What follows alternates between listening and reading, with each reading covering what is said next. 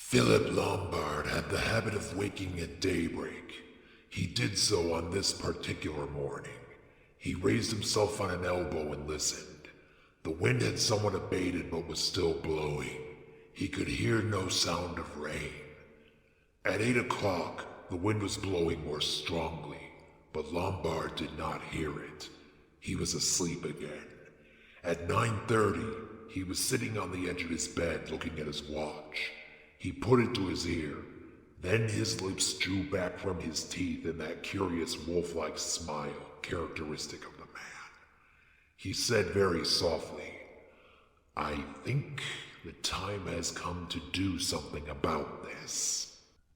At 25 minutes to 10, he was tapping on the closed door of Blor's room.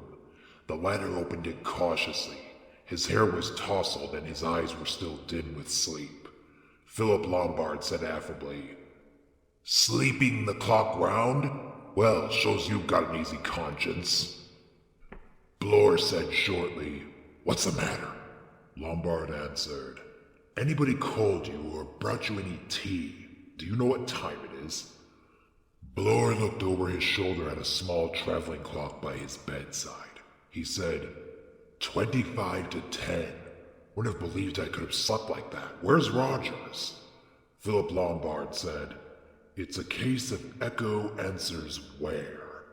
"What do you mean?" asked the other sharply. Lombard said, "I mean that Rogers is missing. He isn't in his room or anywhere else, and there's no kettle on and the kitchen fire isn't even lit." Blor swore under his breath. He said, "Where the devil can he be? Out on the island somewhere? Wait till I get some clothes on, see if the others know anything." Philip Lombard nodded. He moved along the line of closed doors. He found Armstrong up and nearly dressed. Mr. Justice Wargrave, like Blor, had to be roused from sleep. Vera Claythorne was dressed. Emily Brent's room was empty. The little party moved through the house. Roger's room, as Philip Lombard had already ascertained, was unattended. The bed had been slept in, and his razor and sponge and soap were wet. Lombard said, "He got up all right." Vera said in a low voice which she tried to make firm and assured, "You don't think he's hiding somewhere, waiting for us?" Lombard said, "My dear girl, I'm prepared to think anything of anyone. My advice is that we keep together until we find him."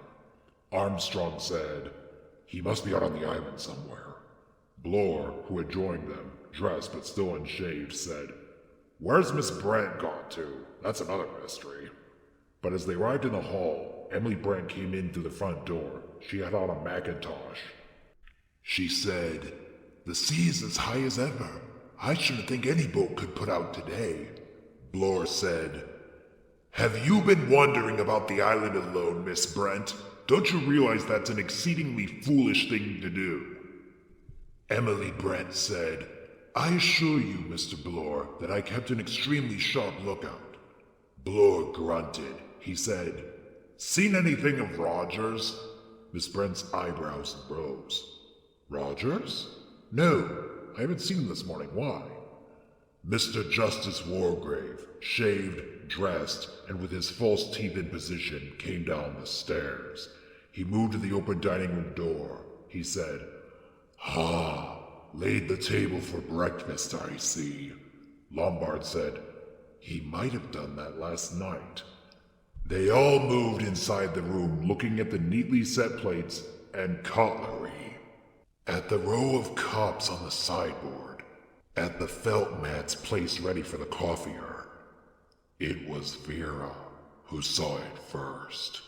She caught the judge's arm, and the grip of her athletic fingers made the old gentleman wince.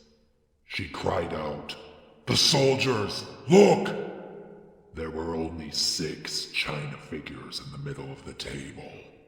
They found him shortly afterwards. He was in the little wash house across the yard. He had been chopping sticks in preparation for lighting the kitchen fire. The small chopper was still in his hand. A bigger chopper, a heavier affair, was leaning against the door. The metal on it stained a dull brown. It corresponded only too well with the deep wound in the back of Roger's head.